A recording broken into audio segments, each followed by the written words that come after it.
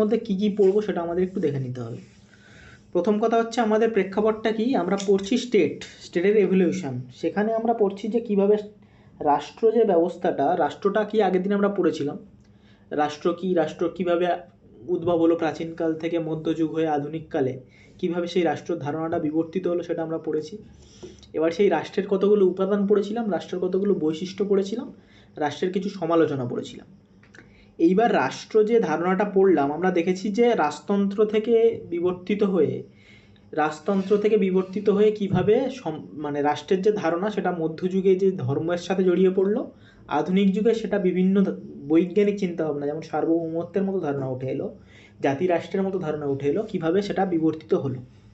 তো সেই প্রেক্ষাপটেই যে বিভিন্ন চিন্তাভাবনা প্রাচীনকাল থেকে রাষ্ট্র নিয়ে হচ্ছে, রাষ্ট্র নিয়ে কীভাবে রাষ্ট্র, এই যে সংগঠনটা, এই যে প্রতিষ্ঠানটা, এটা কিভাবে প্রতিষ্ঠা হলো সেটা নিয়ে বেশ কিছু মতামত রয়েছে।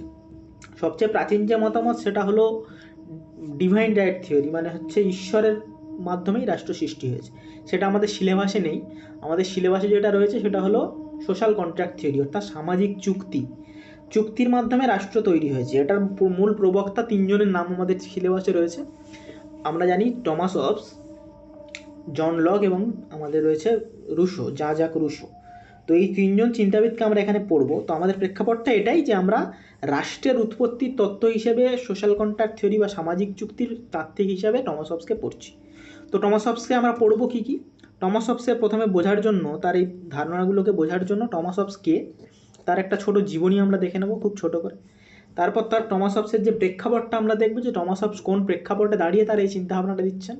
কারণ স্যাবাইন বলে একজন চিন্তাবিদ ছিলেন, তিনি বলছে যে আমরা যদি কোনো একজন চিন্তাবিদকে বুঝতে চাই বা কোনো একজন মানুষকে বুঝতে চাই ফর ইনস্ট্যান্স, তাহলে তার যে প্রেক্ষাপটটা, মানে সে কোন পরিস্থিতিতে দাঁড়িয়ে সেই কথাগুলো বলছে, তার ইতিহাস কী, তার আপব্রিঙ্গিং কী, কীভাবে সে বেড়ে উঠছে, সেইগুলো যদি আমরা দেখে নিই তাহলে আমরা অনেকটাই প্রেডিক্ট করে ফেলতে পারবো, বলে ফেলতে পারবো যে সে কী ধরনের চিন্তাভাবনা করতে পারে। অর্থাৎ মানুষ জীবনে তার একই রকম পরিস্থিতি পেলে খুব সম্ভাবনা আছে যে তারা একই রকম সিদ্ধান্ত নেবে একই রকম পরিস্থিতিতে পড়লে।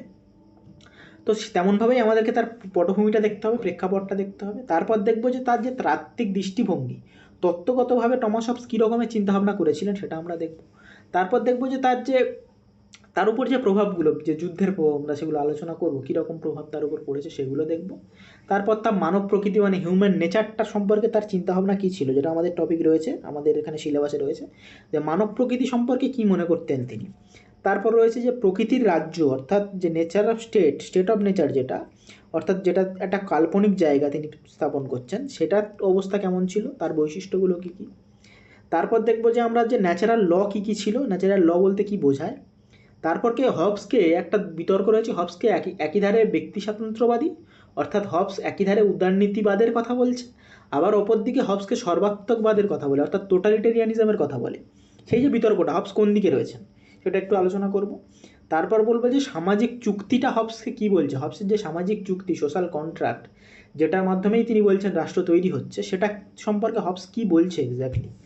তারপর তিনি যে রাজনৈতিক বাধ্যবাধকতা, মানে পলিটিক্যাল অব্লিগেশন সম্পর্কে তার বক্তব্যটা দেখব। সবশেষে যেগুলো দেখব সেটা হচ্ছে যে তার গুরুত্ব, তার এই যে চিন্তা, সেই চিন্তার গুরুত্বটা কী, তার চিন্তার সমালোচনাগুলো কী কী, এবং তিনি কী কী গুরুত্বপূর্ণ কোটেশান যেগুলো এক্সামে খুব আসে সেগুলো একটা দিয়েছি। তারপর অন্যান্য চিন্তাবিদরা কী কী বলেছেন তার সম্পর্কে। এই মোটামুটি আমরা আজকের বিষয়ে আলোচনা করব। তো প্রথম যেটা আলোচনার বিষয় সেটা হলো টমাস হবস কে। তো টমাস হবস ছিলেন একজন ইংল্যান্ডের মানে চিন্তাবিদ, ইংল্যান্ডের একজন দার্শনিক। তার জন্ম হচ্ছে 1588 সালের 5ই এপ্রিল ইংল্যান্ডের ওয়ার্ল্ডশায়ারে। তিনি জন্মগ্রহণ করছে, তিনি ছিলেন তার বাবা মার দ্বিতীয় সন্তান, যেমনটা এখানে লেখা আছে দেখতে পাচ্ছ।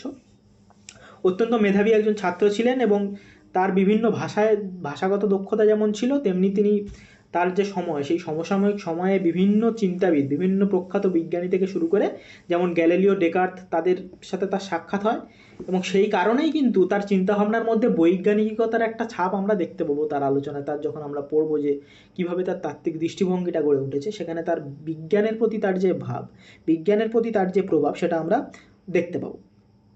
তো এই সময় 1679 খ্রিস্টা এইভাবেই কিন্তু তার জন্ম হচ্ছে এবং তার বেড়ে ওঠা হচ্ছে। এবার শিক্ষাগত বা তোমার যে যোগাযোগের কথা যদি বলি, যেমনটা বলছিলাম, তিনি অক্সফোর্ডে পড়াশুনো করেছেন, খুবই একজন প্রতিভাবান দক্ষ একজন ছাত্র ছিলেন, মেধাবী ছাত্র ছিলেন।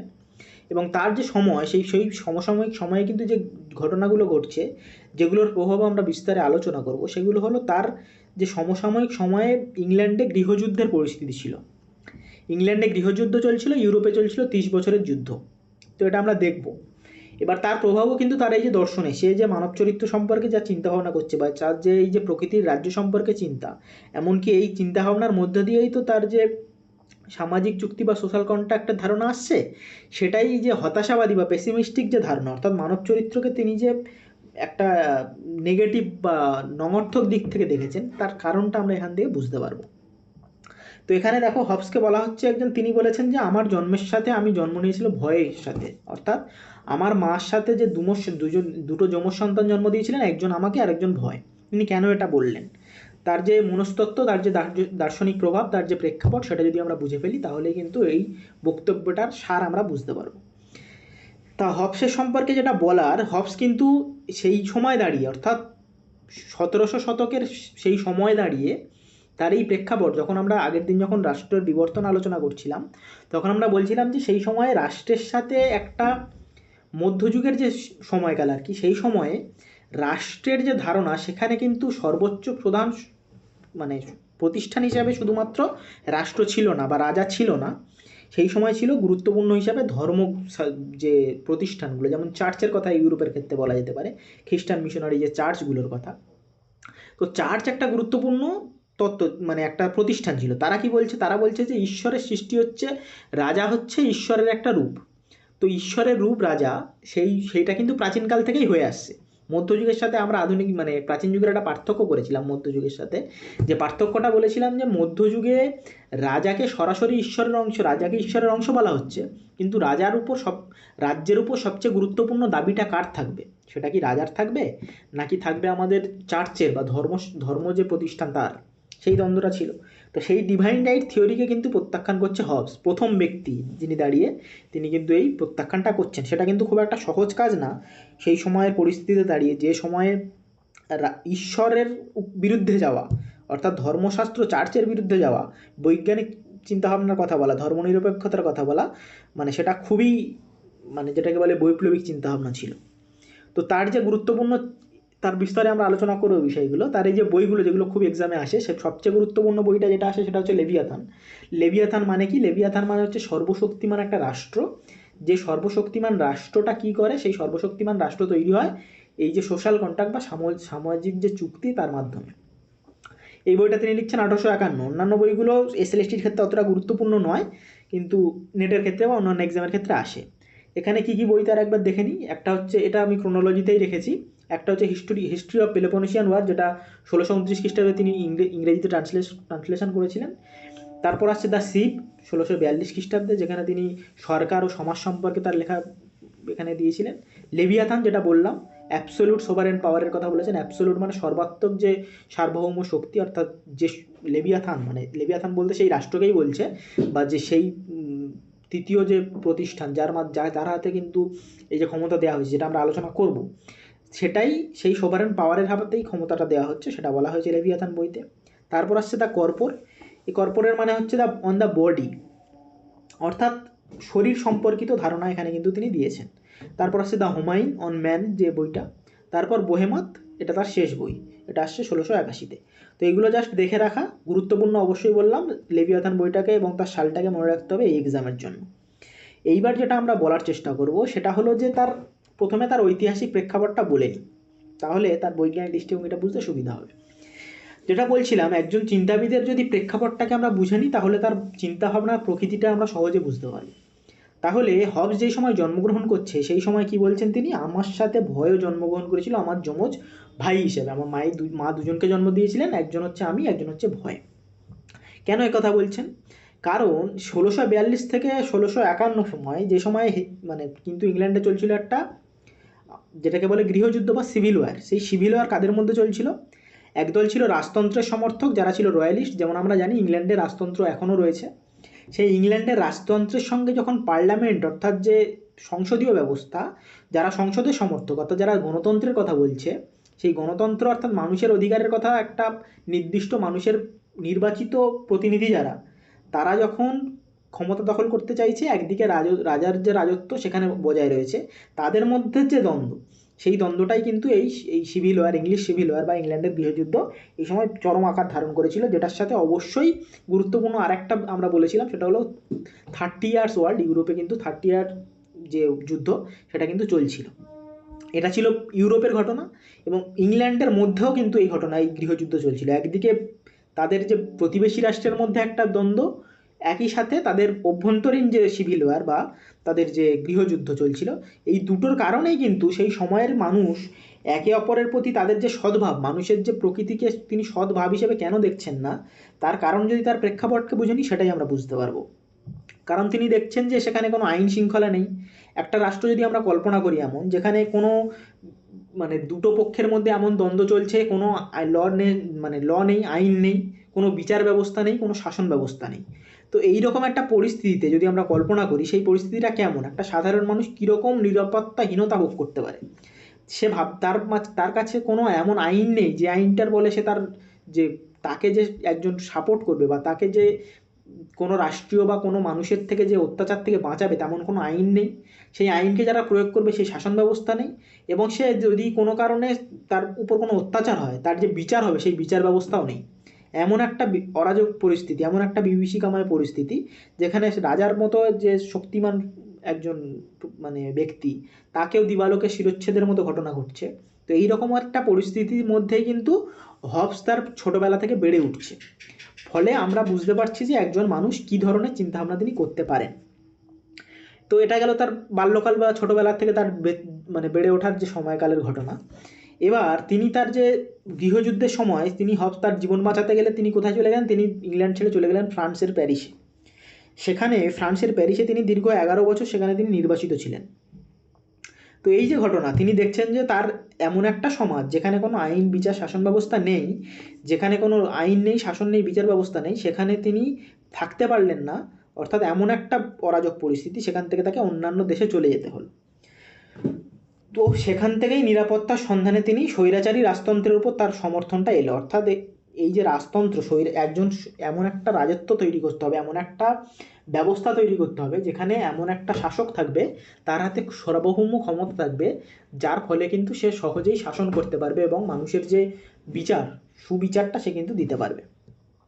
এই গেল টমাস হবসের যে ব্যাকগ্রাউন্ড।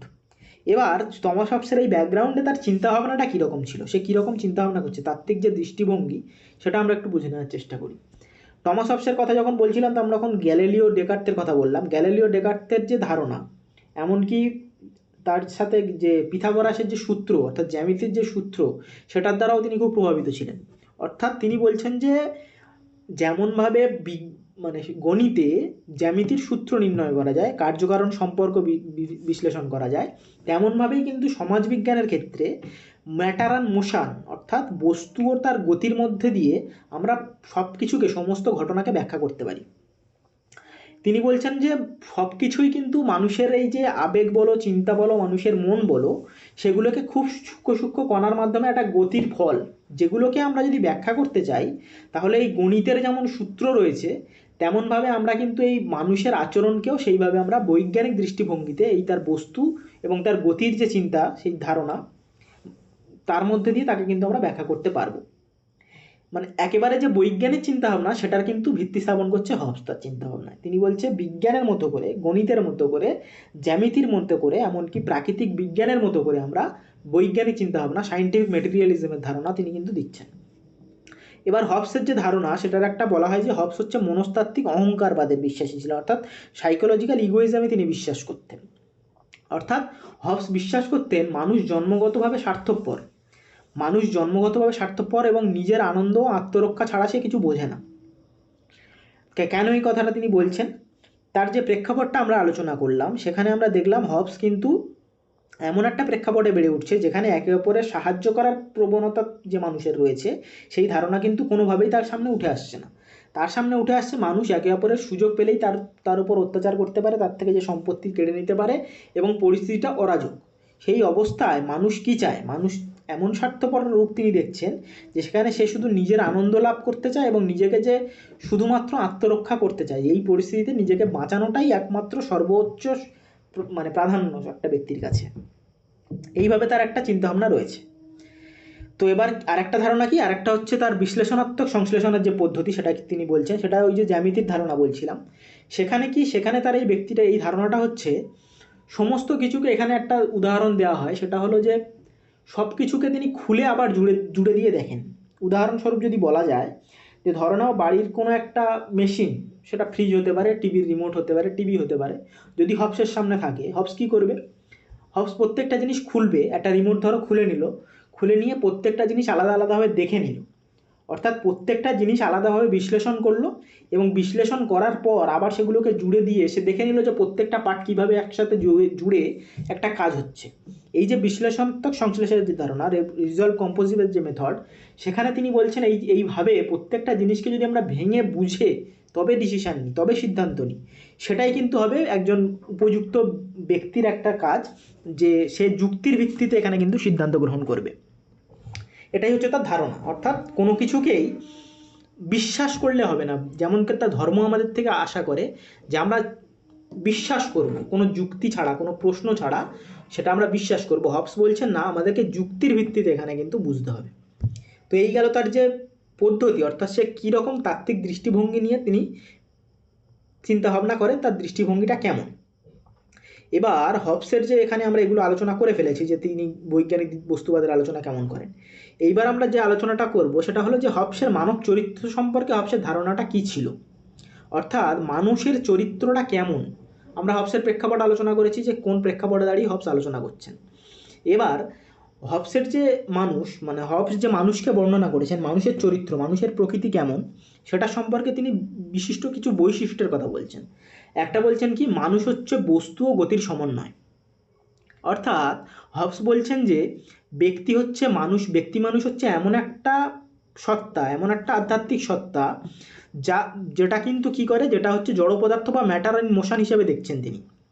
অর্থাৎ যেটাকে বলছেন কি, মানুষের যে শরীরে রক্ত সঞ্চালন বা শারীরিক গতির মতো একটা জৈবিক প্রক্রিয়ায় পরিচালিত হয়।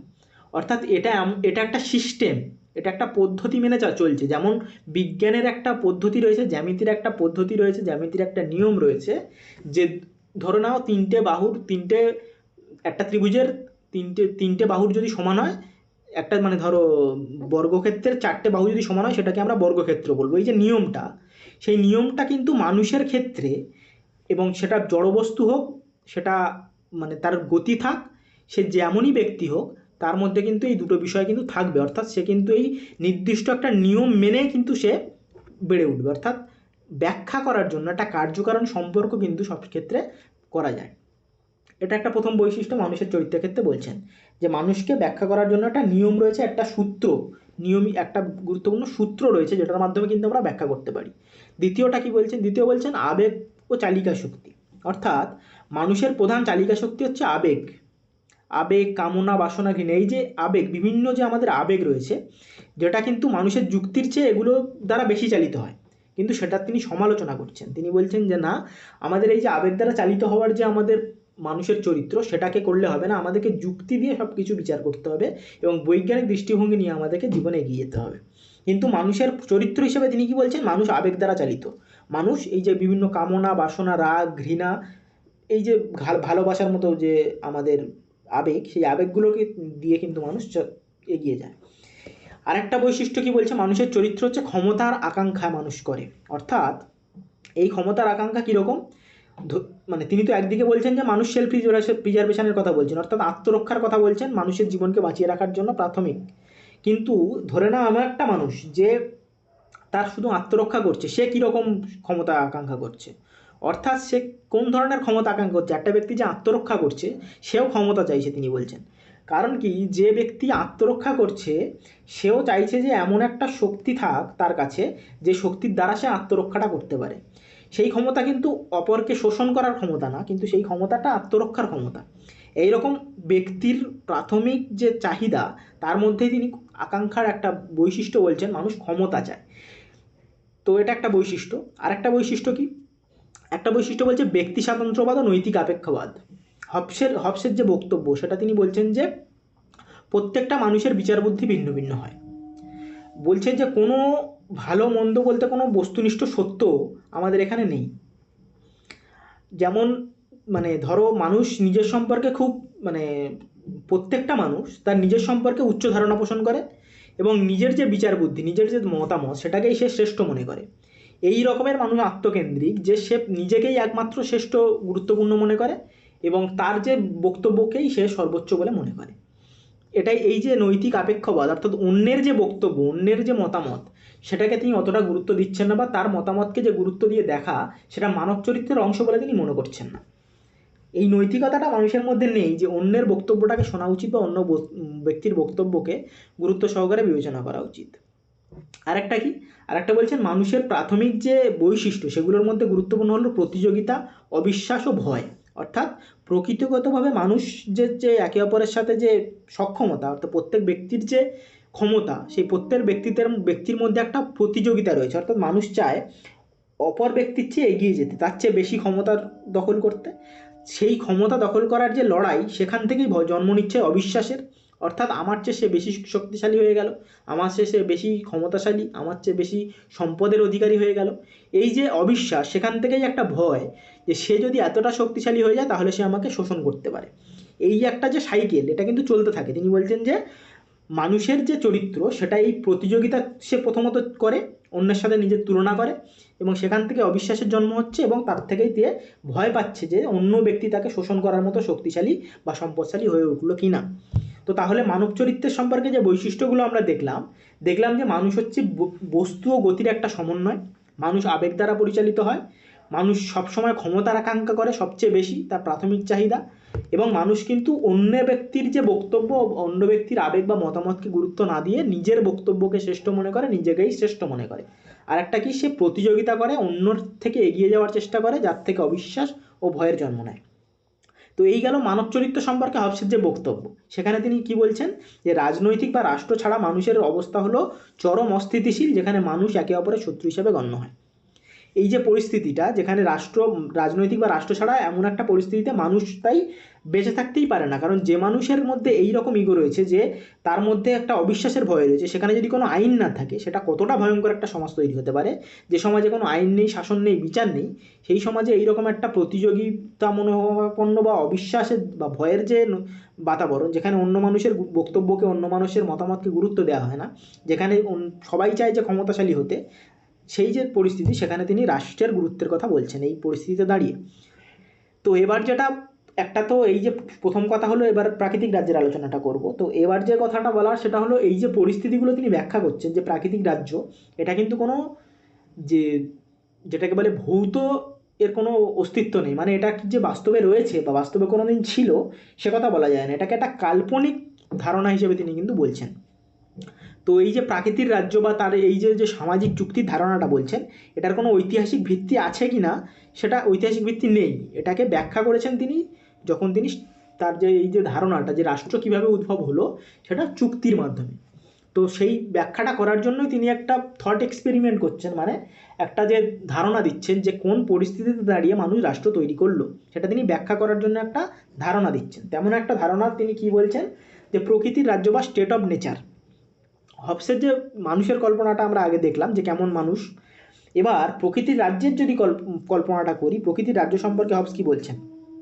টমাস হবস বলছে যে প্রকৃতির রাজ্যে কোনো রাষ্ট্রীয় শক্তি ছিল না এবং পরিস্থিতি ছিল আদিম অরাজক, যেখানে আত্মকেন্দ্রিক, স্বার্থপর, ক্ষমতালোভী মানুষরা জন্মগতভাবে সেই রকম মানুষ ছিল এবং তাদের সমস্ত কর্মকাণ্ড ছিল আনন্দ লাভ করা, দুঃখকে এড়ানো এবং ক্ষমতা যতটা সম্ভব ক্ষমতাকে অ্যাকোয়ার করা, এবং মনস্তাত্ত্বিক যে অহংবাদ, অর্থাৎ অন্য ব্যক্তিকে তার মতামতকে গুরুত্ব না দিয়ে নিজের যে ক্ষমতা, নিজের যে বক্তব্য এবং নিজেকে শ্রেষ্ঠ মনে করার যে ধারণা, যেটা আমরা এক্ষুনি পড়লাম, যে সেই অবস্থায় কিন্তু এই প্রকৃতির রাজ্যে তিনি বলছেন বিরাজ করছে। তো এইরকম একটা পরিস্থিতিতে কেমন ছিল পরিস্থিতি, হবস বলছেন সকলের বিরুদ্ধে সকলের যুদ্ধ। অর্থাৎ যে পরিস্থিতিতে আমরা বারবার বললাম যে যেখানে কোনো আইন, বিচার, শাসনের পরিস্থিতি নেই, যেখানে একে অপরের প্রতি মানুষ বেশি ক্ষমতাশালী হতে চাইছে, সেই অবস্থাটা war of all against all, অর্থাৎ প্রত্যেকেই প্রত্যেকের সাথে আলোচনা করছে। যেমনটা আমাদের একটা ধারণা রয়েছে আমাদের ধর্মশাস্ত্রে, যেটাকে বলে মৎস্যান্যায়, অর্থাৎ ছোট মাছ বড় মাছকে খাওয়ার যে ধারণা, সেই রকমই পরিস্থিতির সাথে এটাকে তুলনা করা যায় যে প্রত্যেকটা ব্যক্তি তার নিচের যে তার চেয়ে কম ক্ষমতাশালী ব্যক্তিকে কিন্তু শোষণ করার সুযোগ পেলেই শোষণ করবে, তার চেয়ে ক্ষমতা কেড়ে নেবে, তার সম্পত্তি কেড়ে নেবে, তার উপর অত্যাচার করবে। তো এইরকম একটা পরিস্থিতি, যেটাকে তিনি কি বলছেন, যেটাকে হচ্ছে একাকী, দরিদ্র, নোংরা, পাশবিক এবং ক্ষণস্থায়ী, এই যে ধারণাগুলো, অর্থাৎ সেটা সেই সময় মানুষ ছিল একা, কেউ কাউকে বিশ্বাস করতো না, মানুষ ছিল দরিদ্র, স্বাভাবিকভাবেই মানুষ দরিদ্র, এবং পাশবিক, অত্যাচার করার ক্ষমতা মানে প্রয়োগ করার যত রকম পদ্ধতি হতে পারে মানুষ সব রকম করছে, সেটা শারীরিক, মানসিক এবং যত রকম হতে পারে। এবং মানুষ ক্ষণস্থায়ী, কেন কখন কে কাকে আত্মরক্ষার জন্য হত্যা করবে বা তার জীবন কেড়ে নেবে সেটাতেও কেউ দ্বিধাগ্রস্ত বোধ করতো না কেড়ে নিতে। তো এই সময় কী ছিল, এই সময় জোর যার মুল্লুক তার, মাইট ইজ রাইট যে ধারণাটা, সেটাই একমাত্র সত্য ছিল। যার যেমন ক্ষমতা, অর্থাৎ যে যেমনভাবে বেঁচে থাকতে পারবে, যার জোর বেশি, যার ক্ষমতা বেশি, সেই বেঁচে থাকবে। এইরকম একটা অরাজক পরিস্থিতির কথা তিনি বলছেন। এবার এখানে যে বৈশিষ্ট্যগুলো একবার দেখে নিই যে এই সময় কী রকম অবস্থা ছিল, সেটা ছিল অরাজক যুদ্ধাবস্থা। অর্থাৎ এই যে যুদ্ধটা, কার বিরুদ্ধে কার যুদ্ধ, এখানে কোনো নির্দিষ্ট ব্যক্তি না, সবার সাথেই সবার যুদ্ধ। এখানে যখন কোনো নির্দিষ্ট কেন্দ্রীয় শাসক নেই, যার কোনো বিচার ব্যবস্থা নেই, শাসন ব্যবস্থা নেই, বারবার বলছি, সেই ব্যবস্থায় কিন্তু প্রত্যেকের বিরুদ্ধেই প্রত্যেকের যে যুদ্ধ, সেটা কিন্তু মানুষকে একটা নিরাপত্তাহীন একটা প্রাণীতে পরিণত করে, এবং যেখানে প্রত্যেকেই একে অপরের সাথে প্রতিযোগিতা করছে, এমন একটা পরিস্থিতি। যেখানে কোনো নৈতিকতার স্থান নেই, নৈতিকতার অনুপস্থিতি, অর্থাৎ যেখানে কোনো রকম নৈতিকতা নেই, কারণ সেখানে আইন নেই, ফলে মানুষের মধ্যে যে কী রকমভাবে শাসন হবে, আইনের শাসন তো বজায় নেই, সেখানে কোনো কর্তৃপক্ষ নেই যে মানুষকে শাসন করবে, ফলে মানুষের যে মনের ভালো, সেই মনের ভালোটা উঠে আসার কোনো পরিস্থিতিই নেই, ফলে কোনো নৈতিকতার স্থানই নেই। তৃতীয় হচ্ছে এটা বলছে, সেটা কি বলছে, যে ব্যক্তিগত স্বাধীনতা ও বিচার। প্রত্যেক মানুষের আত্মরক্ষার অধিকার থাকে, এখানে হবস বলছে যে প্রত্যেক মানুষের আত্মরক্ষার অধিকার থাকে, এবং আত্মরক্ষার অধিকার অন্যতম গুরুত্বপূর্ণ একটা অধিকার। এবং এই পরিস্থিতিতে, এই আদিম পরিস্থিতিতে কোনো জীবনের বিচারক, জুরি বা জল্লাদ সে নিজেই, অর্থাৎ প্রত্যেকটা ব্যক্তির জীবনে সেই আইন, সেই বিচার, সেই শাসন ব্যবস্থার একটা প্রতিরূপ, সেখানে কোনো প্রতিষ্ঠান নেই, ফলে জীবন বাঁচানোর জন্য মানুষ মানে প্রকৃতিকভাবেই পূর্ণ স্বাধীন, সে যা খুশি তাই করতে পারে, সেই রকম স্বাধীন সে, অর্থাৎ প্রকৃত অর্থেই যা খুশি তাই করার মতো পূর্ণ স্বাধীনতা কিন্তু মানুষের সেই সময় ছিল, যেখানে ব্যক্তিগত স্বাধীনতা ছিল কিন্তু নিরাপত্তার ধারণা বা সেলফ প্রিজার্ভেশনের ধারণা কিন্তু ছিল না। পরিস্থিতিটা অবিশ্বাসের ছিল, আমরা আগেই ব্যাখ্যা করলাম, এবং সেখানে কোনো উন্নয়নের কোনো ব্যবস্থা ছিল না, অর্থাৎ যে পরিস্থিতিতে মানুষ নিজেকে বাঁচিয়ে রাখাটাই একটা দুষ্কর পরিস্থিতি ভাবছে, সেখানে কোনো শিল্প বাণিজ্য বলো, সংস্কৃতি বলো, জ্ঞানচর্চা বলো, এমন কোনো বিকাশের কোনো পরিস্থিতি সেখানে ছিল না, বা দীর্ঘমেয়াদী পরিস্থিতিতে কী হবে ভবিষ্যতে সেই ধারণাও মানুষের ছিল না। এমনভাবেই তিনি কিন্তু, এটা আমরা পড়ছি যে কীভাবে সেই সময় ছিল, অর্থাৎ যে প্রকৃতির রাজ্য, স্টেট অফ নেচার, যে সময়ে মানুষ এই যে চুক্তি করে একটা রাষ্ট্র নামক যে ব্যবস্থা তৈরি করছেন, যেটাকে তিনি লেভিয়াথান বলছেন তার ভাষায়, সেটার পরিস্থিতিটা আমরা এখানে দেখার চেষ্টা করলাম। সেটা কেমন, সেটা যুদ্ধাবস্থা, সেখানে অরাজকতা রয়েছে, সেখানে কোনো নৈতিকতা নেই, সেখানে ব্যক্তিগত স্বাধীনতা, বিচার ব্যবস্থার দায় নিজের, অর্থাৎ নিজের যে সেলফ প্রিজার্ভেশনের দায় নিজের, বিশ্বাসের কোনো পরিস্থিতি নেই, এবং উন্নয়নের কোনো বালাই সেখানে স্বাভাবিকভাবেই নেই। এখানে হবসের যে গুরুত্বপূর্ণ একটা বর্ণনা, এটা খুবই আসে পরীক্ষায়, বিভিন্ন কোটেশনেও আসে, যে তিনি কি বলছেন, মানুষের জীবন ছিল solitary, poor, nasty, brutish and short, যেটা আমরা আলোচনা করলাম, নির্জন অর্থাৎ একাকী, দরিদ্র, ঘৃণ্য, পাশবিক এবং সংক্ষিপ্ত, এগুলো আমরা ব্যাখ্যা করেছি। এবং সেই অবস্থা থেকেই দাঁড়িয়ে, এই ভয়াবহ অবস্থা থেকে মুক্তি পেতেই মানুষ কিন্তু সামাজিক চুক্তি করছেন, যেটা সার্বভৌম রাষ্ট্র বা লেভিয়াথান তৈরির একটা প্রয়োজনীয়তা তিনি কিন্তু এই সময় অনুভব করা হচ্ছে।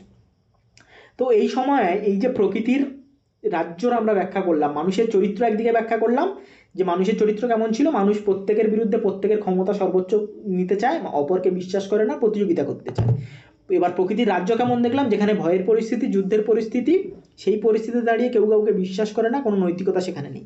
এবার সেই সময় ল বা প্রকৃতির নিয়ম কি কিছু ছিল, হবস সেখানে গুরুত্বপূর্ণ একটা পয়েন্ট, এটা একটা আসে পরীক্ষায়, হবস সেখানে 19টা আইনের কথা বলছেন, এই সময় 19টা ল অফ নেচার বা প্রকৃতির নিয়ম 19টা ছিল। এই 19টা আইন, এই কতগুলো আইন আসে এরকম কোশ্চেন একটা এসেছিল, দেখছিলাম আমি প্রিভিয়াসে আসছে, তো এটা একটা গুরুত্বপূর্ণ। এবারে এই যে 19টা আইন কী কী, অতগুলো পরীক্ষা ওইভাবে আসে না কী কী, কিন্তু বিষয় হচ্ছে এই 19টা আইন ছিল, এটা মনে রাখা জরুরি। এবার এই আইনের বৈশিষ্ট্যগুলো কী ছিল, একটা ছিল যুক্তি নির্ভরতা। হবস মনে করতেন প্রকৃতির নিয়মগুলো কোনো ঐশ্বরিক বা নৈতিক বাধ্যতামূলক নয়। ঐশ্বরিক হবে না, কেননা কি তিনি বৈজ্ঞানিক দৃষ্টিভঙ্গিতে বিশ্বাসী। তিনি বলছেন এই সময় এটা কোনো ঐশ্বরিক, অর্থাৎ যেটা ডিভাইন রাইট থিওরির কথা বলছিলাম, সেই ডিভাইন রাইট থিওরি দিয়ে কিন্তু হবসের থিওরিকে ব্যাখ্যা করা যাবে না, বা কোনো নৈতিকতা দিয়ে এখানে ব্যাখ্যা করা যাবে না। হবসের যে যুক্তি সেটাকে কিন্তু আমাদের ব্যাখ্যা করতে হবে তার যুক্তি দিয়ে, অর্থাৎ সেই যুক্তিটা হবে মানুষের বৈজ্ঞানিক দৃষ্টিভঙ্গির উপর দাঁড়িয়ে সেই যুক্তিটা। দ্বিতীয় বৈশিষ্ট্য কি? দ্বিতীয় বৈশিষ্ট্য বলছে যে আত্মরক্ষার অধিকার ও কর্তব্য। অর্থাৎ তিনি বলছেন এই সময়ের যে ধারণা থাকবে যে মানুষের সর্বোচ্চ যে দর্শন, মানুষের সর্বোচ্চ যে গুরুত্ব, প্রধান দায়িত্ব, সেটা হলো নিজের জীবনকে সে বিপন্ন হতে দেবে না, নিজের জীবনকে সে আত্মরক্ষা করবে, নিজেকে বাঁচাবে, নিজের সেলফ প্রিজার্ভেশন করবে। তৃতীয় কি বলছে? শান্তি অনুসন্ধানের তাগিদ। এখানে এই যে দ্বিতীয় নিয়মে, এই দ্বিতীয় আইনে যেটা, সেটা বলা হয়েছে যে মানুষ চায় শান্তি, অর্থাৎ একদিকে সেলফ প্রিজার্ভেশন চায়, অর্থাৎ যে নিজের আত্মরক্ষা করতে চায়, এবং তারপর যেটা চায় যে শান্তি চায়। এই যে অরাজক পরিস্থিতি, এই যে মানে ললেসনেস, আইনবিহীন একটা পরিস্থিতি, তার থেকে নিজের একটা শান্তি চায়। তো চতুর্থ বৈশিষ্ট্যটা কি বলছে? এটা বলছে পারস্পরিক সমঝোতা ও প্রতিশ্রুতি রক্ষা। অর্থাৎ তৃতীয় যে নিয়মটা, যেটা থেকেই চুক্তি তৈরি হচ্ছে, অর্থাৎ মেনটেন অফ কনভেন্ট, অর্থাৎ মানুষ নিজেদের মধ্যে একটা চুক্তি, একটা বিশ্বাস, এমন একটা আইন বা এমন চুক্তি তৈরি করতে চাইছে যাকে একে অপরকে বিশ্বাস করতে পারে, বা একে অপরের বিশ্বাস করার মধ্য দিয়ে যে চুক্তিটা, বিশ্বাস করার মধ্য দিয়ে যে চুক্তি বা যে প্রতিশ্রুতি করা হচ্ছে, সেটাকে যেন মানুষ রক্ষা করতে শেখে, সেটা কিন্তু এই তৃতীয় নিয়মে বলা হচ্ছে। এবং এই যে প্রতিশ্রুতি, এটাকে ভঙ্গ করাকে তিনি অন্যায় বলছেন, এবং এখান থেকেই কিন্তু তার যে সামাজিক চুক্তি বা যে সোশ্যাল কন্ট্রাক্টের ধারণাটা উঠে আসছে। তো এই যে আইনের কথা তিনি বলছেন, এই আইন থেকেই কিন্তু আমরা সামাজিক চুক্তির পটভূমি, যেমনটা বললাম যে সামাজিক চুক্তির প্রেক্ষাপটটা এই সময় তিনি বলছেন এই যে আইনগুলি থেকে উঠে আসছে। তো প্রকৃতির নিয়মগুলো কেবল কিছু মানে পরামর্শ বা এটা কোনো যুক্তির বিষয় শুধুমাত্র নয়, এটা একটা সুশৃঙ্খল শান্তিপূর্ণ জীবন বা শান্তিপূর্ণ একটা সমাজ গঠনের একটা বিষয় কিন্তু হিসেবে হবস বিবেচনা করছেন। তাহলে আমরা কি বুঝলাম? আমরা দেখলাম মানব চরিত্রটা কেমন, সলিটারি পোর ন্যাস্টি বুটির শট দেখলাম। এবার প্রকৃতির রাজ্যের অবস্থাটা কেমন দেখলাম, এবং প্রকৃতির রাজ্য থেকে মানুষের কিছু ন্যাচারাল ল আছে বলে তিনি বিশ্বাস করেন। সেই ন্যাচারাল লতে 19টা আইনের কথা বললেন, যেখানে মানুষের যুক্তি নির্ভরতাটাকে গুরুত্ব দিতে হবে, মানুষের যে প্রাথমিক যে মানুষের যে আচরণ বা মানুষের যে প্রকৃতি, সেটাকে গুরুত্ব না দিয়ে বৈজ্ঞান নির্ভর যুক্তিকে গুরুত্ব দিতে হবে, আত্মরক্ষাকে সর্বোচ্চ গুরুত্ব দিতে হবে, এবং শান্তির যে প্রয়োজনীয়তা সেটাকে সবাইকে মনে রাখতে হবে, এবং একটা চুক্তি করতে হবে, এমন চুক্তি যেটা একে অপরের মধ্যে প্রত্যেকে আমরা রক্ষা করব। তো এইভাবে কিন্তু হবস তার ব্যাখ্যা করলেন যে প্রকৃতির নিয়ম। এইভাবেই কিন্তু এটা আমরা পরে আলোচনা করছি, ব্যক্তি স্বাধীনতার সাথে যে সর্বাত্মকবাদের ধারণাটা, এখান থেকে উঠে আসছে সেটা হচ্ছে সামাজিক চুক্তি। তো এই যে ধারণা, অর্থাৎ যে লয়ের কথা তিনি বললেন, সেখান থেকে যে সামাজিক চুক্তির পটভূমিটা তৈরি হলো, অর্থাৎ মানুষ প্রয়োজনীয়তা মনে করছে যে এমন একটা চুক্তির যার মাধ্যমে সে শান্তি নির্ধারণ করবে, তার জীবনের আত্মরক্ষা করতে পারবে। তো টমাস হবস তার সোশ্যাল কন্ট্রাক্টে বলছেটা কি, যে তার থেকেই রাষ্ট্র তৈরি হচ্ছে, যেটাই আমাদের টপিক, যে রাষ্ট্র কিভাবে তৈরি হচ্ছে, সেটা তৈরি হচ্ছে একটা চুক্তির মাধ্যমে। সেটা কোনো ঐশ্বরিক অবদান নয়, সেটা কোনো নৈতিকতার ভিত্তিও নয়, সেটা কি, সেটা একটা সামাজিক চুক্তি, মানুষের সাথে মানুষের একটা চুক্তি বা একটা আইন, একটা শর্ত তৈরি হলো। সেটা কি, কীরকম? তো যেটা হলো অরাজকতা বা ভয়ের পরিবেশ থেকে একটা মুক্তির একটা যৌক্তিক ও পরিকল্পিত উপায় বলে তিনি বর্ণনা করছেন, যেটাকে বলছেন সোশ্যাল কন্ট্রাক্ট। তো এই চুক্তিটার উদ্দেশ্য কি? এই চুক্তিটার উদ্দেশ্য হচ্ছে মানুষের জীবন, আমরা এমনটা বর্ণনা করলাম যে হবসের পরিস্থিতিটাও বুঝলাম, এবং সেই পরিস্থিতি দাঁড়িয়ে যে মানুষের যে সোশ্যাল মানে একটা রাষ্ট্র তৈরির যে পথ, অর্থাৎ যে পরিস্থিতি দাঁড়িয়ে মানুষ রাষ্ট্র তৈরি করছে, সেই যে তার যে প্রকৃতির রাজ্য, সেই প্রকৃতির রাজ্যের অবস্থাটাও আমরা দেখলাম, সেটা কতটা সংঘাতপূর্ণ, কতটা নিরাপত্তাহীন, কতটা বর্বর, কতটা যে পাশবিক ছিল। সেই অবস্থা থেকে মুক্তি পেতে মানুষ শান্তিপূর্ণ নিরাপদ যে একটা সমাজের ধারণা করছেন, সেই সমাজের জন্যই যে চুক্তিটা করতে হবে, সেটাই হচ্ছে উদ্দেশ্য। মানুষের একটা শান্তি চাই, সেলফ প্রিজার্ভেশন চাই। মানুষের এই দুটো প্রয়োজনীয়তা, একটা হচ্ছে তার সেলফ প্রিজার্ভেশন সর্বোচ্চ গুরুত্বপূর্ণ, এবং আর একটা হচ্ছে তাকে শান্তি চাই, অর্থাৎ একটা সুস্থায়ী সমাজ যেখানে উন্নয়ন হতে পারে, যেখানে সে স্বাভাবিকভাবে বাঁচতে পারে। তো সেই উদ্দেশ্যে মানুষ চুক্তি করছে। এবার এই চুক্তির প্রক্রিয়াটা কি, এটা একটা গুরুত্বপূর্ণ বিষয়, যে কীভাবে চুক্তিটা হচ্ছে। এখানে প্রত্যেকটা ব্যক্তি, সমাজে যারা অবস্থান করছে, প্রত্যেকটা ব্যক্তি এখানে সম্মিলিতভাবে চুক্তি করছে, এবং এই চুক্তির মাধ্যমে প্রত্যেকের যে প্রাকৃতিক অধিকার, তারা একটা তৃতীয় পক্ষ বা সোভারেনিটিতে অর্পণ করছে। এখানে ব্যাপারটা কি, দুটো পক্ষ মানুষের সাথেই মানুষের চুক্তিটা হচ্ছে। এখানে যে যার হাতে ক্ষমতাটা দেওয়া হচ্ছে, যাকে হবস বলছেন সার্বভৌম, লেবিয়াথান বলে যাকে বর্ণনা করছেন, যেটা হচ্ছে সার্বভৌম শক্তি, যাকে বলছেন রাষ্ট্র বা রাজা, সে যেই হোক, সেই প্রতিষ্ঠানটা, সে কিন্তু চুক্তির অংশ নয়। সে কি মানুষ চুক্তি করছে কার সাথে? একসাথে প্রত্যেকটা মানুষ চুক্তি করছে, এবং প্রত্যেকটা মানুষ চুক্তির মাধ্যমে তাদের যে প্রাকৃতিকভাবে যে অধিকারগুলো রয়েছে, তারা কিন্তু এই প্রত্যেকটা অধিকার সার্বভৌম শক্তির হাতে, সেটাকে তিনি সার্বভৌম হিসাবেই ব্যাখ্যা করেছেন, যেটাকে তিনি লেভিয়াথান নাম দিচ্ছেন। সেটাকে অনেকে রাজা বলছেন, সেটাকে অনেকে বলছেন যে সেটা লেভিয়াথান বলেই ব্যাখ্যা করছেন। তো বা সেটা গোষ্ঠীও হতে পারে, বা সেটা সংসদের মোটা ধারণাও হতে পারে, বা রাজাও হতে পারে, দুরকমই হতে পারে এখানে। তো তার হাতেই অর্পণ করছে মানুষ। চুক্তির প্রকৃতিটা কেমন?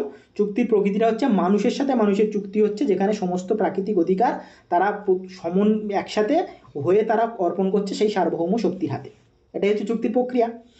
এবার এই যে অর্পণ করা হলো, এখান থেকে একটা কমন উইল বা কমন একটা মানে সাধারণ একটা যে প্রত্যেকের মত, সেটা কিন্তু সে নিয়ে এটা করা হলো। এটা অনেকটা জেনারেল উইলের সাথে এখানে একটা মিল পাওয়া যাবে, কিন্তু জেনারেল উইল থেকে এটা অনেকটা আলাদা, সেটা আমরা যখন 200 পড়বো সেটা আমরা দেখব।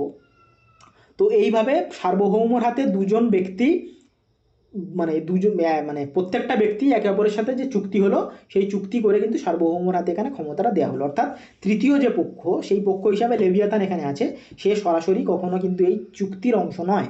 অর্থাৎ তিনি কিন্তু এই চুক্তির ফলে তৈরি হচ্ছেন এমন একটা প্রতিষ্ঠান যে সর্বশক্তিমান, অর্থাৎ যার হাতে, তিনি বলছেন, হবস ব্যাখ্যা করছেন যে এখানে তিনি একাধারে যেমন আইন, শাসন, বিচারের ব্যবস্থা থাকবে, সামরিক শক্তির অধীন থাকবে, সমস্ত শাসন ক্ষমতা তার হাতে থাকবে। অর্থাৎ সমস্ত প্রকার শক্তি, সমস্ত প্রকার ক্ষমতা মানুষ চুক্তি করে তার হাতে দিল। সেখানে মানুষ তাকে কিন্তু চুক্তির অংশ করলাম না, বারবার বলছে, এই জিনিসটা মনে রাখা প্রয়োজন। তো এইভাবে যে সার্বভৌমর যে ক্ষমতা, সেটা সার্বভৌমর ক্ষমতা হবস কি বলছেন, সেটা হচ্ছে অচূড়ান্ত হবে, অবিভাজ্য, অসীম হবে। অর্থাৎ তার তুলনীয় কোনো ক্ষমতা সমাজে বা রাষ্ট্রে হতে পারে না। অর্থাৎ রাষ্ট্রে বা সমাজের সর্বোচ্চ ক্ষমতাশালী ব্যক্তি, সেই ব্যক্তি বা ব্যক্তিবর্গ, সেই সার্বভৌমই হবে যার ক্ষমতা অবিভাজ্য এবং অসীম। কারণ কি? কারণ রাষ্ট্র বা সমাজে শান্তি বজায় রাখা, আবারও সেই দুটো জিনিস, একটা হচ্ছে যাতে বিশৃঙ্খলা না হয়, শান্তি বজায় রাখা এবং আত্মরক্ষা করা, এবং একটা আইন তৈরি করা যেটা হবে সব কিছুর ঊর্ধ্বে। এমন একটা পরিস্থিতি যেখানে একটা ল অ্যান্ড অর্ডার থাকবে, যেখানে মানুষ আত্মরক্ষা করতে পারবে এবং শান্তির জীবন বসবাস করতে পারবে। সেই উদ্দেশ্যেই সার্বভৌমকে সর্বোচ্চ ক্ষমতা কিন্তু দেওয়া হলো। এখানে নাগরিকের কি দায়? নাগরিক যে এই যে চুক্তি করে রাষ্ট্রের হাতে ক্ষমতা দিল, নাগরিকের যে দায় সেটা হচ্ছে যে সার্বভৌম যেটা বলবে সেটাই তো আইন।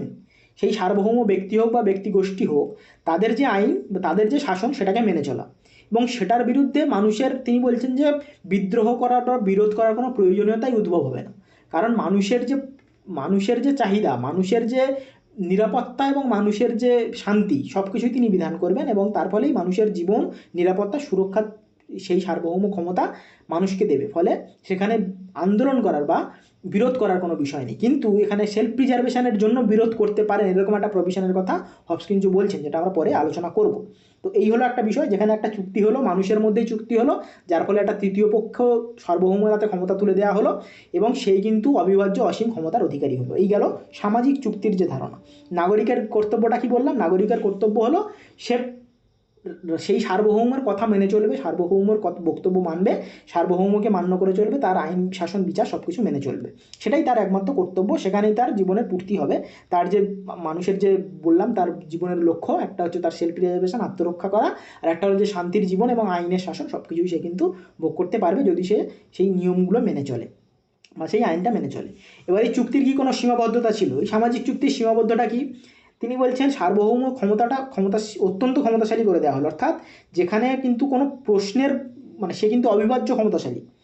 এখানে মানুষের জনগণের সুরক্ষা নিশ্চিত করার কিন্তু, মানে জনগণের বিরুদ্ধে যদি শোষণ করে, এটা হবসের বিরুদ্ধে একটা সমালোচনা হয় যে হবস কি তাহলে এমন একটা ক্ষমতা তৈরি করছে যেখানে সেই ব্যক্তি বা সেই ব্যক্তি গোষ্ঠী, তারা মানুষের উপর যদি শোষণ করতে চায়, মানুষের উপর স্বৈরাচারী হয়ে ওঠে, তাহলে কী হবে? হবস বলছেন, হবসের উত্তর হচ্ছে না, মানুষ মানে সার্বভৌম সেই রকম ক্ষমতা কখনোই ক্ষমতাশালী হবেন না, কারণ তার কাছে একটা নৈতিকতা আছে। সেই নৈতিকতাটা কি? সে কিন্তু চুক্তি করেনি, তার কাছে দায়িত্ব হচ্ছে সে মানুষকে নিরাপত্তা দেবে, মানুষের শান্তির জীবন দেবে।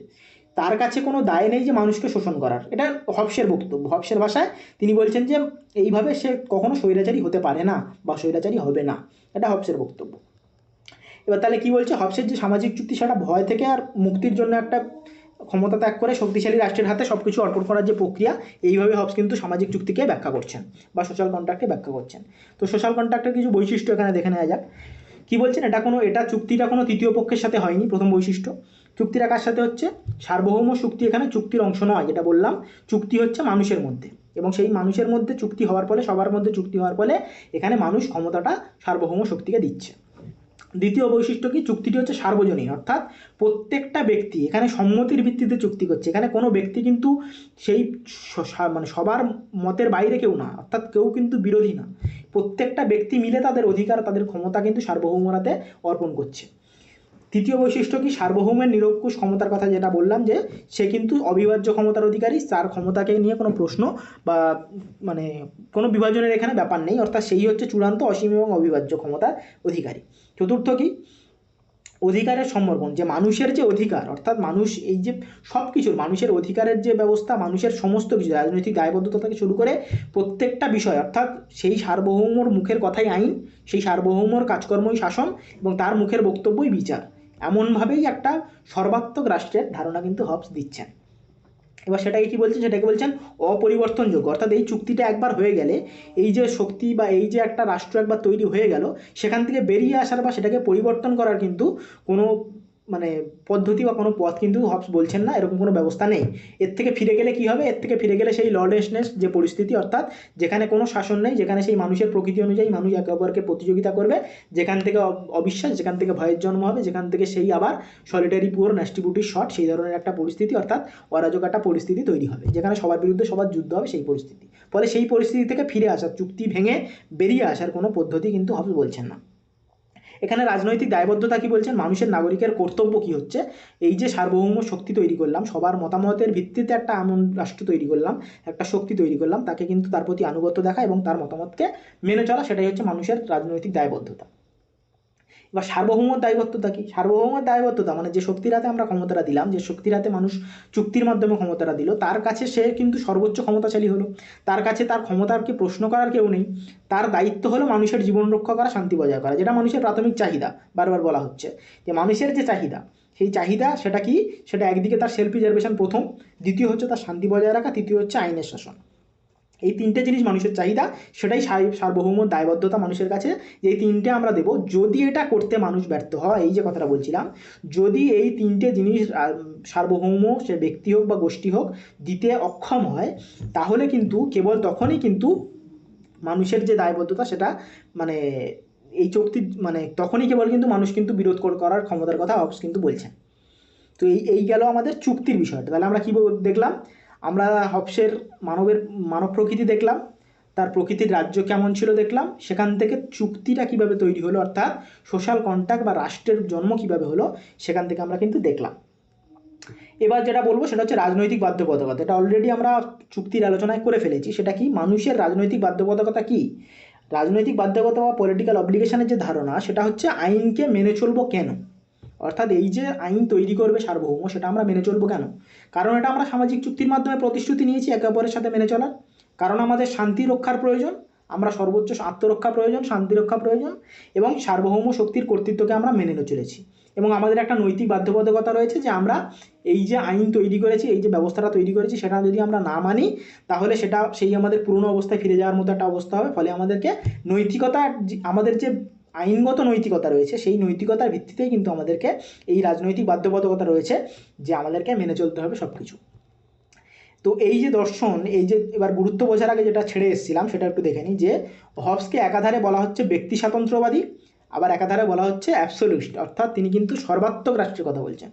এবার কোথায় হবস হচ্ছে ব্যক্তি স্বাতন্ত্র্যবাদী এবং কোথায় হচ্ছেন তিনি সর্বাত্মকবাদী, অর্থাৎ রাষ্ট্রের যে সর্বোচ্চ ক্ষমতার কথা যেটা বলছেন, অর্থাৎ যে সার্বভৌমের ধারণা আমরা দেখলাম, সোশ্যাল কন্ট্রাক্ট থিওরি দেখলাম, সেখানে তিনি যে সার্বভৌমের ধারণা তৈরি করলেন, যেটাকে তিনি লেভিয়াথান বলছেন, সেই লেভিয়াথানকে তিনি ব্যাখ্যা করছেন সে তার ক্ষমতা অবিভাজ্য, অর্থাৎ যেটার সমালোচনা তার আসবে, যেটা আমরা সমালোচনায় পড়বো, এটা বললামও, যে তাহলে এমন তো শাসক আসতে পারে, এমন সার্বভৌম আসতে পারে যে মানুষকে অত্যাচার করবে। তো এই যে সমালোচনা, এখান থেকেই কিন্তু হবসকে বলা হয় হবস একজন সর্বাত্মক ব্যক্তি, মানে হবস কিন্তু যে রাষ্ট্রকে এমন একটা প্রতিষ্ঠানে তৈরি করতে চাইছেন যেখান থেকে মানুষের যে বেসিক অধিকার সেখানে কিন্তু নেই। একাধারে তিনি এটার কথা বলছেন। আবার হবসের ধারণা থেকেই বলা হয় যে আমাদের যে উদার নীতিবাদ বা লিবারালিজমের যে ধারণা, যার প্রাথমিক বৈশিষ্ট্য হচ্ছে ব্যক্তি বা ইন্ডিভিজুয়াল, সেই ব্যক্তি স্বাধীনতা বা ব্যক্তির যে গুরুত্ব সেটাকেই কিন্তু হবসের ধারণা থেকেই প্রথম উঠে আসছে বলে বলা হচ্ছে। তো সেটা থেকেই বা কীভাবে বলা হচ্ছে, অর্থাৎ মানুষের যে মানুষের আমরা আবার ব্যাখ্যা করছি, মানুষ যেভাবে তার প্রকৃতির কথা বলা হলো, মানুষের চাহিদা কী ছিল? মানুষের চাহিদাই ছিল কিন্তু তার সেলফ প্রিজার্ভেশন, তার শান্তি প্রতিষ্ঠা এবং আইনের শাসন। তো সেইটার জন্যই কিন্তু সেই এই সার্বভৌমের ক্ষমতা দিল। অর্থাৎ মানুষের যে ব্যক্তির, অর্থাৎ একজন ব্যক্তির চাহিদা ছিল এমন একটা পরিস্থিতি যেখানে আইনের শাসন থাকবে, শান্তিপূর্ণভাবে যে বেঁচে থাকতে পারবে, যেখানে উন্নয়ন সাধন হবে, সে সংস্কৃতি মানে তার জীবন ভালোভাবে অতিবাহিত করতে পারবে এবং সেখানে তার যে নিরাপত্তা নিয়ে কোনো ভয় থাকবে না, সেটা ছিল মানুষের চাহিদা। ফলে মানুষের চাহিদা পূরণ করতে কিন্তু এই রাষ্ট্র, এই চুক্তি তৈরি হয়েছে। ফলে ব্যক্তির যে গুরুত্ব, অর্থাৎ ব্যক্তি চেয়েছে তাই এরকম একটা পরিস্থিতি তৈরি হয়েছে। তাই একাধারে হবসকে বলা হয় সে ব্যক্তি স্বাতন্ত্র্যবাদী, কারণ ব্যক্তির যে চাহিদাগুলোই কিন্তু রাষ্ট্র পূরণ করেছে মানুষ চুক্তির মাধ্যমে, সেই সার্বভৌমের হাতে দেওয়ার মাধ্যমে। আবার সেই সার্বভৌম দেওয়ার ফলে যে ব্যবস্থা তৈরি হতে পারে, যে সমালোচনাটা উঠে আসতে পারে, সেটা থেকেই কিন্তু অ্যাবসোলুট রাষ্ট্র, অর্থাৎ সর্বাত্মকবাদী একটা রাষ্ট্র হয়ে উঠতে পারে যে সমালোচনা, যেটা থেকে হবসকে বলা হচ্ছে কিন্তু অ্যাবসোলুটিজম। আমার বোধ হয় কারেন্ট গেছে, 1 সেকেন্ড, শোনা যাবে না, আমি ওয়াইফাই ডাউন করি। দেখা যাচ্ছে কি?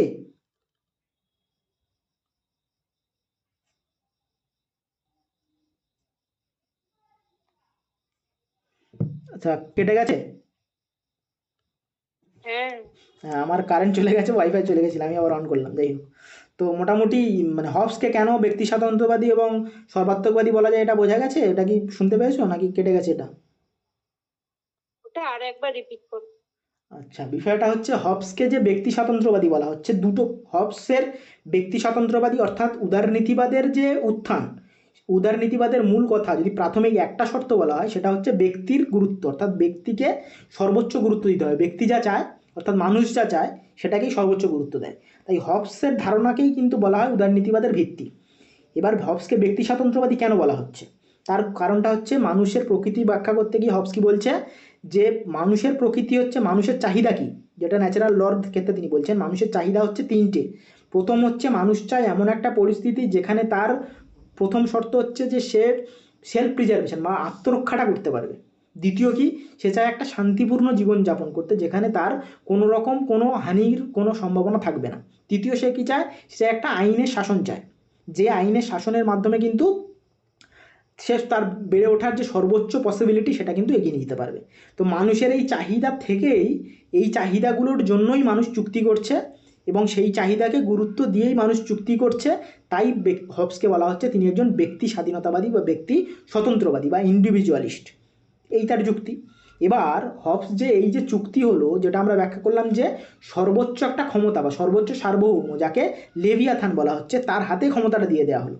তো সেই ব্যক্তির হাতে বা সেই প্রতিষ্ঠানের উপর বা সেই গোষ্ঠীর হাতে যখন ক্ষমতাটা দিয়ে দেওয়া হলো, সে কেমন প্রতিষ্ঠান বা কেমন ক্ষমতাবান হবে, সে সে যে তার যে সমালোচনা, সেখানে বলা হয় যে সেই প্রতিষ্ঠান বা সেই ব্যক্তি তো স্বৈরাচারীও হয়ে উঠতে পারে, সে তো মানুষকে শোষণ করতে পারে। যদিও তার প্রেক্ষিতে হবসের বক্তব্য আমরা আলোচনা করলাম যে হবস বলছে এরকম কোনো সম্ভাবনাই নেই, কারণ তার নৈতিকতা রয়েছে, সে তো চুক্তির অংশই না, তাহলে তার যে দায়িত্ব, তার নৈতিকতা সে পালন করবে। কিন্তু যারা সমালোচক তারা বলছে যে না, হবসের এই ব্যক্তি এই যে সর্বোচ্চ ক্ষমতা দিচ্ছে, যে ক্ষমতাটা হচ্ছে অসীম, তার মানে তুলনীয় ক্ষমতা এই ভূভারতে বা এই পৃথিবীতে কারো নেই। তাহলে সেই যে ক্ষমতাশালী, এত অত্যধিক ক্ষমতাশালী, সে তো মানুষের উপর অত্যাচার করতেই পারে। তো সেখান থেকে হবসকে একদিকে বলা হচ্ছে, এই দিকে বলা হলো অ্যাবসোলুটিজম বা সে সর্বাত্মক, আর অন্যদিকে সে ব্যক্তির যে চাহিদা, প্রাথমিক চাহিদা যে তিনটে বললাম, সে তুলনা করছে একই সাথে। তাই হবসকে দুটো ধারণারই একজন পথপ্রদর্শক বলা হয়, একই সাথে তিনি ব্যক্তি স্বাতন্ত্র্যবাদী এবং একই সাথে তিনি সর্বাত্মকবাদী। তো এই হচ্ছে ধারণা। তো আশা করি এই ধারণাগুলো বোঝা গেছে। এবার যেটা বলার সেটা, এটা আমরা আলোচনা করে ফেলেছি। এবার তার যে এবার তা হবসের গুরুত্বটা আমরা পড়বো যে হবস কেন, তার এই দর্শনটার গুরুত্ব কী। অর্থাৎ একটা লোক যে 1700 শতকে, অর্থাৎ আজ থেকে প্রায় 700-800 বছর আগে যে লোকটা বলে গেছে, তার ধারণা আমরা কেন করছি।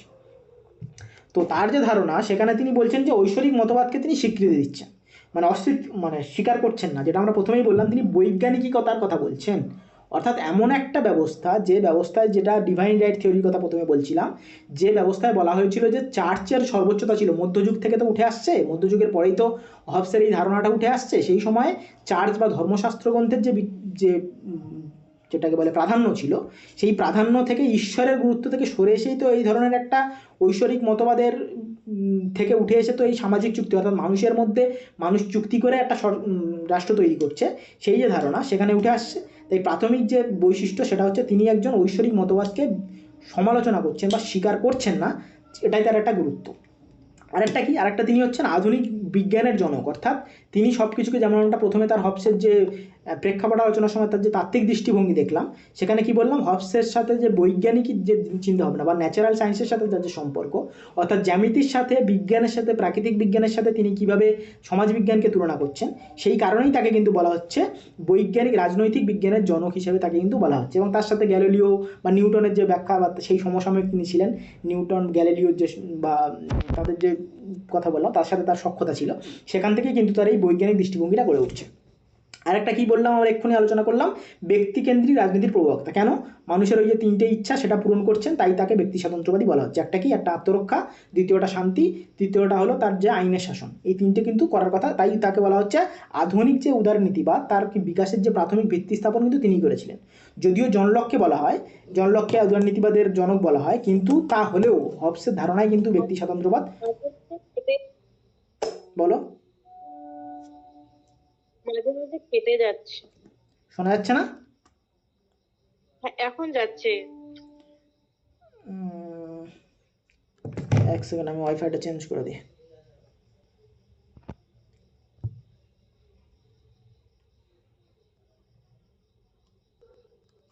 এবার শোনা যাচ্ছে তো? হ্যাঁ হ্যাঁ তো মানে এটা শোনা গেছে কি আমি এতক্ষণ যা বললাম, মানে হবসের গুরুত্বটা হ্যাঁ বলছি। হ্যাঁ হবসের হ্যাঁ শোনা যাচ্ছিল। হবসের গুরুত্ব হচ্ছে, একটা সে ঐশ্বরিক মতবাদকে মানে স্বীকার করছে না, সেখান থেকে সে তার যে বৈজ্ঞানিক চিন্তাভাবনাকে সে এগিয়ে নিয়ে যাচ্ছে, তাই তাকে আধুনিক বিজ্ঞানের জনক বলা হচ্ছে, আধুনিক সমাজবিজ্ঞান, রাজনৈতিক বিজ্ঞানের জনক বলা হচ্ছে। তার কারণ আমরা ব্যাখ্যা করেছি আগে। এবার ব্যক্তি স্বাতন্ত্র্যবাদী কেন বলা হয় সেটাও ব্যাখ্যা করেছি, যে তার তিনটে যে গুরুত্ব সেটাকে তিনি গুরুত্ব দিচ্ছেন। একদিকে তার হচ্ছে তার সেলফ প্রিজার্ভেশন, দ্বিতীয় হচ্ছে তার যে শান্তি প্রয়োজন, তৃতীয় হচ্ছে তার আইনের শাসন প্রয়োজন। তো এই তিনটেই প্রয়োগ মানে লাগু করার জন্যই কিন্তু চুক্তি করে রাষ্ট্র তৈরি হচ্ছে। ফলে এখান থেকে তাকে ব্যক্তি স্বাতন্ত্র্যবাদী বা ব্যক্তিকেন্দ্রিক বলা হচ্ছে, রাজনীতি প্রবক্তা বলা হচ্ছে। তিনি সেই সময় দাঁড়িয়ে কিন্তু রাষ্ট্রের সাথে ধর্মের পৃথকীকরণের কথা বলছেন, অর্থাৎ সেই যে চার্চের দাবদাবা, চার্চের বা ধর্ম শাসনের যে পরিমাণ প্রভাব, সেই পরিস্থিতিতে দাঁড়িয়েও হবস কিন্তু সেকুলারিজমের কথা দিচ্ছেন, সেকুলারিজমের ধারণার বীজ তিনি কিন্তু বপন করছেন। অর্থাৎ এমন একটা সার্বভৌম শক্তির কথা বলছেন যে কিন্তু চার্চের চেয়ে বড়। এতদিন আমরা কি দেখছিলাম, আমরা আগের ক্লাসটা যদি দেখো, মানে সেখানে বিবর্তনটা দেখিয়েছিলাম যে কিভাবে প্রাচীনকাল থেকে মধ্যযুগ হয়ে আধুনিককালে এই যে জাতিরাষ্ট্রের ধারণা বা সার্বভৌমত্বের ধারণা উঠে আসছে। সেখানে আমরা দেখেছিলাম যে প্রাচীনকালে রাজা শাসন তো ছিল, রাজাকেই ঈশ্বর বলা হতো।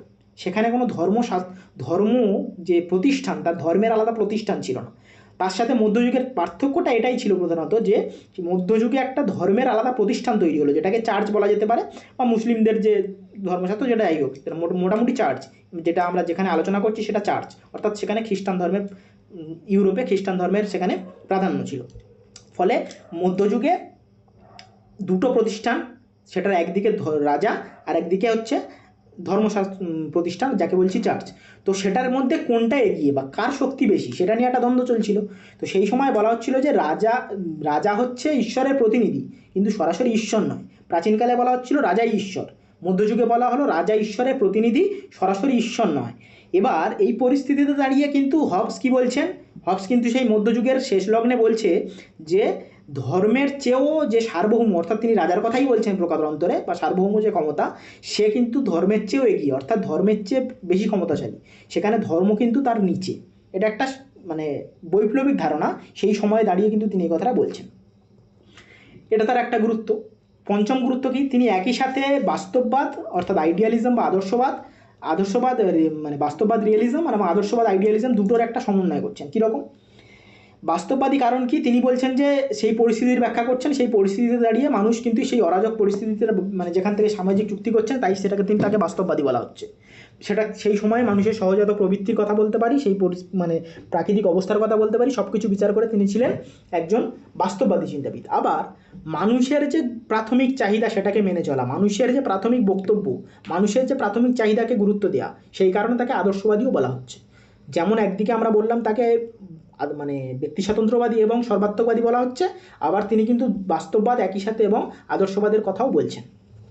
এবার অবশ্যই সামাজিক চুক্তির ধারণার প্রথম তিনি দিচ্ছেন সবার আগে, অর্থাৎ হবস, লক, রুসো, যারা আমরা জানি তিনজন এই যে সামাজিক চুক্তির প্রাথমিক যারা ধারণা দিয়েছেন। পরবর্তীকালে এই যে সামাজিক চুক্তির ধারণাটা আমরা যখন রলসের ধারণা পড়ি তার মধ্যেও পাই, কিন্তু প্রথম যে ব্যক্তি সামাজিক চুক্তির কথা বলছেন, অর্থাৎ রাষ্ট্র তৈরির যে শর্ত সেটা হলো চুক্তি, সেটা প্রথম বললেন হবস। এটা তার একটা গুরুত্ব। আর শেষ কি, শেষ হচ্ছে নিরাপত্তার দর্শন, অর্থাৎ মানুষের যে নিরাপত্তার সর্বোচ্চতা সেটা কিন্তু তিনি তার দর্শন দিয়ে সর্বোচ্চ বলে দিয়ে গেছেন। অর্থাৎ শান্তি শৃঙ্খলা বজায় রাখার জন্য যুক্তির যে গুরুত্বের কথা তিনি একদিকে যেমন বলছেন, মানুষের মুক্তির জন্য নিরাপত্তার প্রয়োজনীয়তাটাকে তার দর্শনে কিন্তু তিনি প্রাথমিকতা হিসেবে বলছেন। তো এই গেল হবসের গুরুত্ব। এবার হবসের যে সমালোচনা হয়নি এমনটাও নয়, হবসের বেশ কিছু সীমাবদ্ধতা বা সমালোচনাও রয়েছে। সেগুলো কি? প্রথম যেটা সেটা হচ্ছে যে মানুষের প্রকৃতি বা পরিস্থিতি হচ্ছে হতাশাবাদী দৃষ্টিভঙ্গি। অর্থাৎ মানুষকে তিনি কি বলছেন, মানুষের প্রকৃতি যখন আমরা আলোচনা করলাম, মানব প্রকৃতি কেমন ছিল? মানব প্রকৃতি ছিল ওই যে বললাম সলিটারি পুয়ার ন্যাস্টি ব্রুটি শর্ট, অর্থাৎ যে পরিস্থিতিতে মানুষ ছিল একে অপরের প্রত্যেকের সাথে প্রত্যেকের যুদ্ধ ছিল, যেটা মস্যান ন্যায়ের সাথে আমরা তুলনা করতে পারি, যেখানে কিন্তু আমরা মানে মানুষের যে ভালো দিক, অর্থাৎ মানুষ যে সামাজিক জীব, অ্যারিস্টটল বা প্লেটোর যে ধারণা, তারা বলছে কি মানুষ সামাজিক জীব, একে অপরকে ছাড়া বাঁচতে পারে না, মানুষ সমাজবদ্ধ জীব। তো সেই ধারণাকে কিন্তু হবস ক্রিটিক করছেন।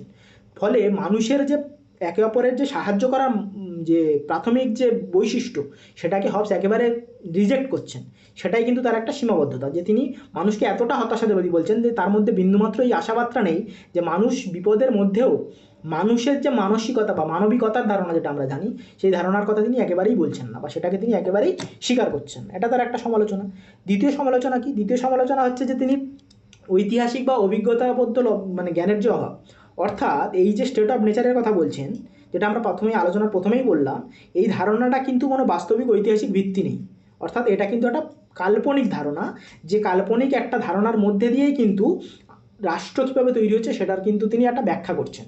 এটার কোনো ঐতিহাসিক প্রমাণ বা ভিত্তি কিন্তু নেই, যেটা আমরা আলোচনা শুরুতেই বলেছিলাম। সেটা তার একটা গুরুত্বপূর্ণ সমালোচনা। তৃতীয় সমালোচনা কি? তৃতীয় সমালোচনা যেটা, সেটা হচ্ছে সার্বভৌমের নিরঙ্কুশ ক্ষমতা, যেটা আমরা বললাম যে তার সর্বাত্মক হয়ে যাওয়ার যে একটা সম্ভাবনার কথা বলা হয়। অর্থাৎ হবসের যে সার্বভৌম, যেটাকে তিনি লেভিয়াথান বলছেন, সেই লেভিয়াথান এমন স্বৈরাচারী শাসন হতে পারে যেটা গণতন্ত্রের কোনো তার যে প্রাথমিক যে মানুষের শর্ত ছিল তিনটে হতে পারে, সেইগুলো মান্য করলো না। যদিও তার প্রেক্ষাপটে হবসের বক্তব্যটা আমরা বলেছি যে হবসের মানে যুক্তিটা কী ছিল। ফলে এটা একটা সমালোচনা। চতুর্থ সমালোচনা কী ছিল? যুক্তি বনাম নৈতিকতা। তো হবস তো কী বলছে? হবস বলছে যে নৈতিকতার চেয়ে তাকে সে সবসময় বৈজ্ঞানিক যে দৃষ্টিভঙ্গি, বৈজ্ঞানিক যে যুক্তির প্রাধান্যতাটা কিন্তু সেটা কিন্তু দিয়েছেন। এখানে এটা নিয়ে একটা বিরোধ তার মধ্যে সবসময় ছিল, অর্থাৎ কোনটা নৈতিকতা কখন বলছেন এবং যুক্তি কখন বলছে। তিনি কিন্তু তার ওই বৈজ্ঞানিক দৃষ্টিভঙ্গি নিয়ে সবসময় যুক্তি প্রাধান্যের কথাই বলেছেন, কিন্তু তিনি আবার কি বলছেন, মানব চরিত্রের একটা প্রাথমিক মানে মানুষের অব্লিগেশনের কথা বলছেন, এবং এর মানে আমাদের যে সার্বভৌমের তারও অব্লিগেশন বা তার যে গুরুত্বর কথা সেটাও কিন্তু বলছেন। অর্থাৎ তিনি যুক্তির কথাও বলেছেন, আবার নৈতিকতার কথাও বলেছেন। নৈতিকতাটাকে দুভাগে ভাগ করছেন। একটা নৈতিকতা মানুষের নৈতিকতা, তার নৈতিকতা কি? সে চুক্তিটাকে মান্য করবে, সে আইনকে মানবে। আর শাসকের যে বা সার্বভৌমের বা লেভিয়াথানের যে নৈতিকতা, সেটা কি? সে মানুষের ওই যে তিনটে গুরুত্বের কথা বললাম, সেই যে প্রাথমিক চাহিদা তিনটে, সেটাকে পালন করবে। ফলে একাধারে তিনি যুক্তিবাদী আবার নৈতিকতার কথাও বলছেন। এই যে ধারণাটা বললাম, এটা তো সবিরোধিতা। মানে একাধারে তিনি নৈতিকতার কথা বলছেন, যুক্তির কথা বলছেন, ব্যক্তি স্বাতন্ত্র্যবাদীর কথা বলছেন, আবার তিনি কিন্তু মানে সর্বাত্মকতার কথা বলছেন। এই যে স্ববিরোধিতাটা কিন্তু হবসের মধ্যে রয়েছে বলে এটা তার আরও একটা সমালোচনা হিসেবে আমরা দেখতে পারি। তো এই গেল হবসের ধারণা। এবার বেশ কিছু তার হবসের গুরুত্বপূর্ণ উক্তি যেগুলো আসে পরীক্ষাতে, সেটা হচ্ছে কি বলছে, man is free in all those matters upon which the law is silent. অর্থাৎ যেখানে আইন নীরব সেখানেই মানুষ স্বাধীন। খুব মানে ফেমাস টার্ম। অর্থাৎ যেখানে আইন নেই সেখানেই মানুষ স্বাধীন। এটা সবসময় পরীক্ষাতে আসে। এবার কি, যেটা আমরা পড়লাম যে human life was solitary poor nasty brutish and short in the state of nature. অর্থাৎ প্রকৃতির রাজ্যে মানুষ ছিল নিঃসঙ্গ, দরিদ্র, কদর্য, পাশবিক এবং স্বল্পায়ু, যেটা ব্যাখ্যা করলাম আমরা। এবার কি ছিল আরও একটা টার্ম, সেটা হচ্ছে যে every man is enemy of every man, অর্থাৎ প্রত্যেক মানুষ প্রত্যেকের শত্রু ছিল। কখন ছিল? সেই প্রকৃতির রাজ্যের কথা কিন্তু বলছেন।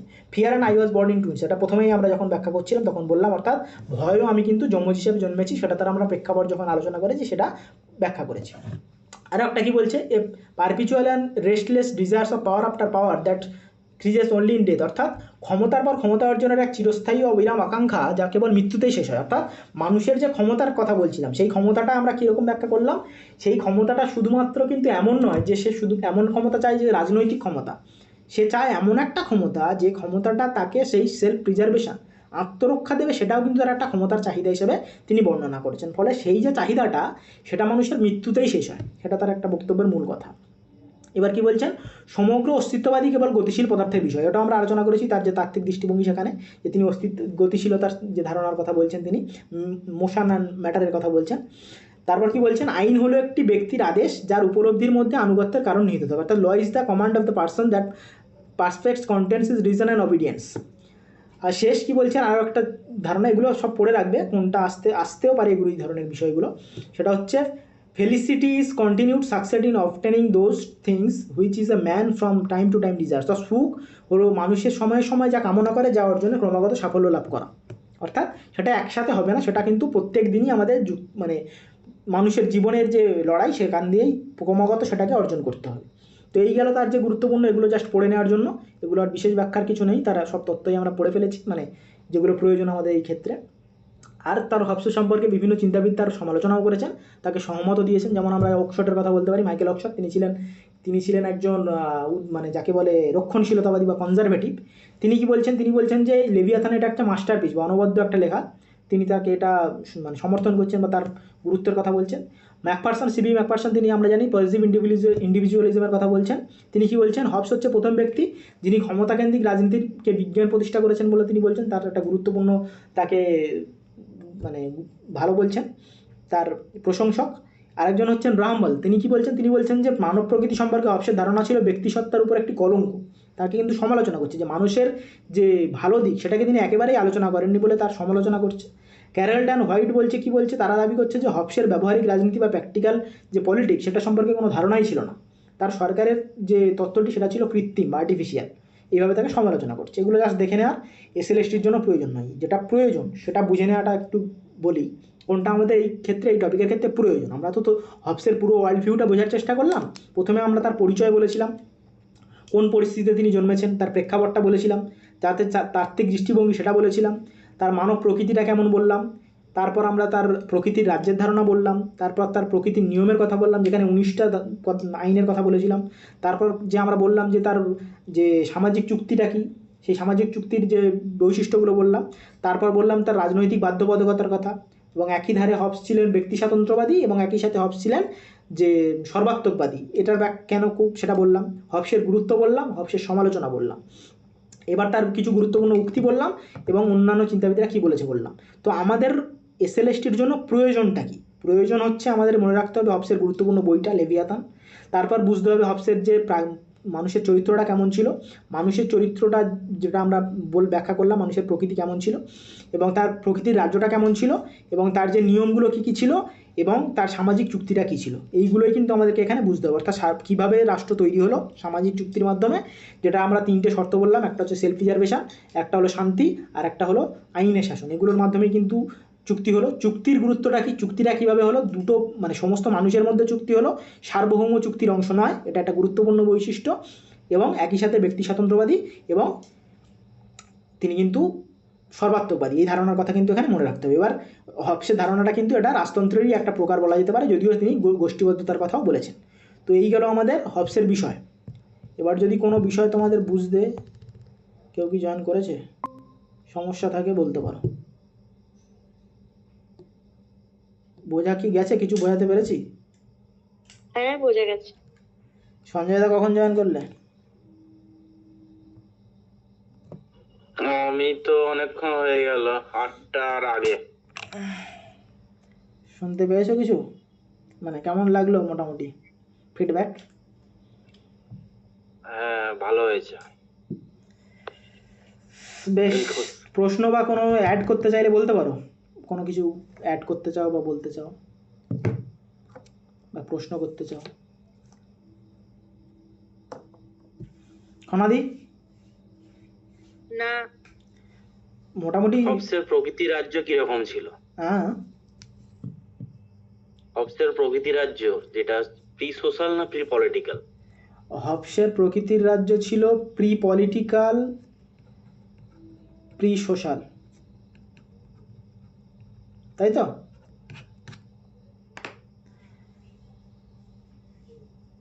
হবসের প্রকৃতির রাজ্য, সেখানে কোনো রাজনৈতিক ব্যবস্থা ছিল না, সামাজিক প্রতিষ্ঠানও সেখানে ছিল না, অবশ্যই প্রি পলিটিক্যাল প্রি সোশ্যাল।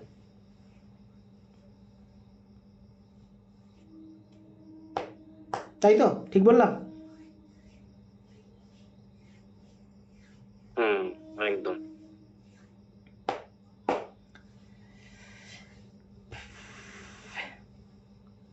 ঠিক আছে, তাহলে আর কিছু বলার আছে কি, নাহলে শেষ করব?